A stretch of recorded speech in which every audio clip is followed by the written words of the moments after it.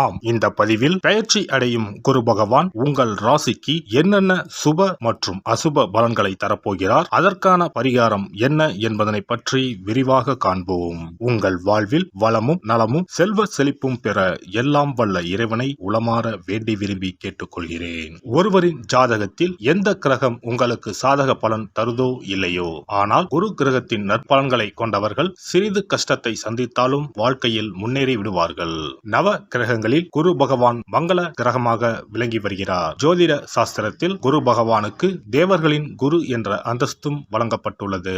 இவர் நல்ல பலன்களை அளிக்கும் கிரகமாக கருதப்படுகிறார். திருமணம், மகிழ்ச்சி, குழந்தைகள், நல்ல அதிர்ஷ்டம், அறிவு, கல்வி, பேச்சாற்றல், மரியாதை, நல்ல ஒழுக்கம் ஆகியவற்றுக்கு இவர் காரணியாக உள்ளார். ஒருவரது ஜாதகத்தில் குரு பகவான் நல்ல இடத்தில் இருந்தால் அவர் வாழ்வில் மிகுந்த மகிழ்ச்சியையும் செழிப்பையும் பெறுகிறார். அவர் வெற்றியின் உச்சம் தொடுவதை யாராலும் தடுக்க முடியாது. குருவின் அருள் பெற்ற நபர்களுக்கு அறிவாற்றல் மேம்பட்டு சமூகத்தில் நல்ல கௌரவமும் பெற்றிருப்பார்கள். 12 ஆண்டுகளுக்கு பிறகு குரு பகவான் ரிஷப ராசியில் பிரவேசிக்க உள்ளார். ஜோதிடத்தில் முக்கிய கிரக பெயர்ச்சிகளில் ஒன்றாக கருதப்படுவது குரு பெயர்ச்சி. இந்த ஆண்டு குரு பெயர்ச்சி 2024 மே 1ஆம் தேதி நடக்க உள்ளது. குருவின் அமைப்பும் குருவின் பார்வையும் எப்படிப்பட்ட பலனை அள்ளித்தரும் என்பதை தெரிந்து கொள்வோம். கால சக்கரத்தில் தனுசு, மீன ராசிகளுக்கு அதிபதியான குரு பகவான் தற்போது மேச ராசியில் சஞ்சாரம் செய்து வருகின்றார். இவர் 2024ஆம் ஆண்டு மே மாதம் 1ஆம் தேதி நண்பகல் 12:59 மேச ராசியில் உள்ள கிருத்திகை 1ஆம் பாதத்தில் இருந்து ரிஷப ராசியில் உள்ள கிருத்திகை 2ஆம் பாதத்திற்கு பெயர்ச்சியாக உள்ளார். குரு பெயர்ச்சி பெறும் ஸ்தானத்தை விட குருவின் 5, 7, 9ஆம் பார்வை பெறக்கூடிய ராசிகள் மிகவும் சிறப்பான பலன்களை பெற்றிடும் என்பது ஜோதிட விதி. 2024ஆம் ஆண்டில் நடக்கும் குரு பெயர்ச்சியின் தாக்கம் அனைத்து ராசிகளிலும் இருக்கும். எனினும் சில ராசிகளுக்கு குருவின் இந்த மாற்றம் பலவித நற்பலன்களை அளித்தரும். இவர்கள் எடுத்த காரியங்கள் அனைத்திலும் வெற்றி பெறுவார்கள். நீண்ட நாட்களாக நடக்காமல் இருந்த பல விஷயங்கள் குரு பெயர்ச்சிக்கு பிறகு வெற்றிகரமாக நடந்து முடியும். இவர்களுக்கு அதிர்ஷ்டத்தின் ஆதரவு முழுமையாக இருக்கும். இந்த குரு பெயர்ச்சியானது ஒரு சில ராசிக்காரர்களின் வாழ்வை புரட்டி போட போகிறது. துரோகத்தால் பிரிந்த கணவன் மனைவி, சகோதர சகோதரி உறவு ஒன்று சேர போகிறது. நட்பு என்னும் நஞ்சால் உங்கள் உறவை பிரித்த துரோகியை இனம் கண்டு உண்மையான உறவு யார் என்பதனை அறிந்து கொள்வீர்கள். நஷ்டம் மட்டுமே பார்த்த வியாபாரிகள் திடீர் லாபத்தை அடைய உள்ளீர்கள். திடீர் லாட்டரி அடித்தது போல லாபம் இரட்டிப்பாகும். சனி பார்வையினால் ஏற்படும் காம சிந்தனைகள் இந்த குரு பெயர்ச்சியினால் சரியாகும். தகாத பெண் உறவை தவிர்த்து ஆன்மீக பயணத்தை தொடர்வீர்கள். சதி எதுவாக இருந்தாலும் அதை முறியடிப்பது சிவனின் விதியாகும். சிவனின் துணை இருந்தால் எதிரில் யமனே வந்தாலும் சமாளித்து வெற்றி அடையலாம். இனி உங்கள் ராசிக்கான பலன்கள் என்ன என்பதனையும் அதற்கான பரிகாரம் என்ன என்பதனையும் பார்ப்போம். விருச்சிக ராசி அன்பர்களே, செவ்வாய் பகவானை ராசி அதிபதியாக கொண்ட உங்களுக்கு ராசிக்கு ருண ரோக சத்ருஸ்தானத்தில் பயணம் செய்யும் குரு பகவான் சித்திரை மாதம் முதல் உங்கள் ராசிக்கு 7ஆம் பாவமான திருமணம், வாழ்க்கை துணை, வெளிநாட்டு வாழ்க்கை, காதல் ஆகிய காரகங்களை குறிப்பிடும் ஸ்தானத்தில் பயணம் செய்ய போகிறார். குரு பகவானால் சுபகாரியம், திருமணம் நடைபெறும். கூட்டு தொழில் லாபத்தை கொடுக்கும். 7ஆம் வீட்டில் இருந்து உங்கள் ராசியை பார்க்கிறார் குரு பகவான். அர்த்தாஷ்டம சனியால் நீங்கள் பட்டப்பாடு கொஞ்சம் நஞ்சமல்ல. சோதனை மேல் சோதனை, போதுமடா சாமி என்று வேதனையை உருவாக்கிவிட்டது. உங்களுடைய நீண்ட நாள் கனவுகள் பூர்த்தியாகும் நல்ல நேரம் வந்துவிட்டது. குரு தன்னுடைய 5ஆம் பார்வையால் லாபஸ்தானத்தை பார்வையிடுகிறார். குடும்பத்தில் ஏற்பட்டுள்ள குழப்பங்கள் தேரும். குரு பார்த்தால் தேகபலம், மனோபலம், பணபலம் ஆகிய 3ம் கிடைக்கும். நீண்ட நாட்களாக தடைப்பட்டு வந்த காரியம் வெற்றிகரமாக முடியும்.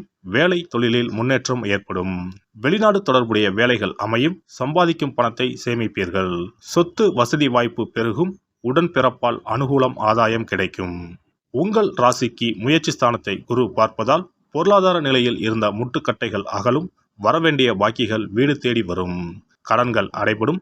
சேமிப்புகள் அதிகரிக்கும். சித்திரை மாதம் முதல் உங்கள் வாழ்க்கையில் திடீர் அதிர்ஷ்டம் தேடி வரப்போகிறது. மொத்தத்தில் 80% நன்மைகள் நடைபெறும்.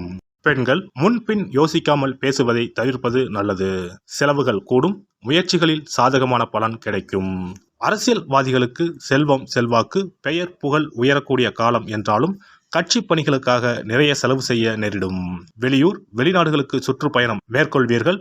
உடன் இருப்பவர்களால் சில பிரச்சனைகளை சந்திக்கக்கூடும் என்பதால் எதிலும் கவனம் தேவை.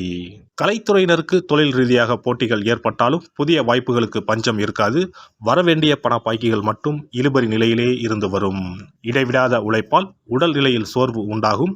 தேவையற்ற பயணங்களால் அலைச்சல்கள் ஏற்படக்கூடும் என்பதால் முடிந்தவரை தவிர்த்து விடுவது நல்லது. மாணவர்கள் கல்வியில் வெற்றி பெற கூடுதல் கவனம் செலுத்தி படிப்பது நல்லது. வீண் அலைச்சல் உண்டாகும். சக மாணவர்களிடம் கவனமாக பேசுவது நல்லது. விசாகம் நட்சத்திரம். இந்த குரு பயிற்சியால் பொருட்களை களவு கொடுக்க நேரிடலாம். உங்களின் உடைமைகள் மீது கண்ணும் கருத்துமாக இருக்க வேண்டும். புதிய நண்பர்கள் கிடைப்பார்கள். அறிமுகம் இல்லாதவர்களின் வீட்டில் எதையும் உட்கொள்ள வேண்டாம். அனுஷம் நட்சத்திரம். இந்த குரு பெயர்ச்சியால் நீங்கள் அமைதியாக இருந்தாலும் வீண் சண்டைகள் மற்றும் வீணான குழப்பங்கள் உங்களை தேடி வர வாய்ப்பு இருக்கிறது. தகுந்த வரன் கிடைத்து திருமண ஏற்பாடு இனிதே நடந்தேறும். வீடு, நிலம் மற்றும் வாகனங்கள் வாங்கலாம். கேட்டை நட்சத்திரம். இந்த குரு பெயர்ச்சியால் தொழிலில் நல்ல லாபம் கிடைக்கும். ஆனாலும் கவனமுடன் நடந்து கொள்ளுங்கள். போட்டித் தேர்வுகள் சாதகமாக அமையும். சிலர் கல்வி பயில வெளியூருக்கு செல்ல வேண்டி வரும். சஷ்டி கவசம். சண்முக கவசம் பாராயணம் செய்து முருகனை வழிபடுவது காரிய தடைகள் நீக்கும். குரு பெயர்ச்சி சிறப்பு பரிகாரம். ஜாதகத்தில் குரு நல்ல இடத்தில் இல்லாமல் இருந்தாலோ, கோசார ரீதியாக கொடூரமானவராக இருந்தாலோ குரு தோஷம் நீங்க பரிகாரம் செய்ய வேண்டும். தீய பலன்கள் குறையவும் நல்ல பலன்கள் அளவுக்கு அதிகமாக நடைபெறவும் குரு பகவானுக்கு செய்யும் பரிகார முறைகள் உதவும்.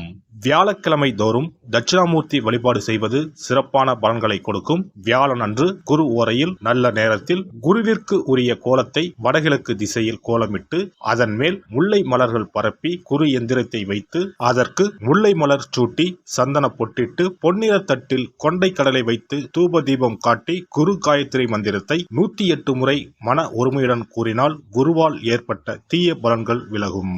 நல்ல பலன்கள் மேலும் மேலும் அதிகரிக்கும். வியாழக்கிழமை அன்று வீட்டில் நெய் தீபம் ஏற்றி வழிபடுதல். குருவுக்கு உரிய வஸ்திரம் தானியம் கொண்டு வழிபடுதல் நல்லது.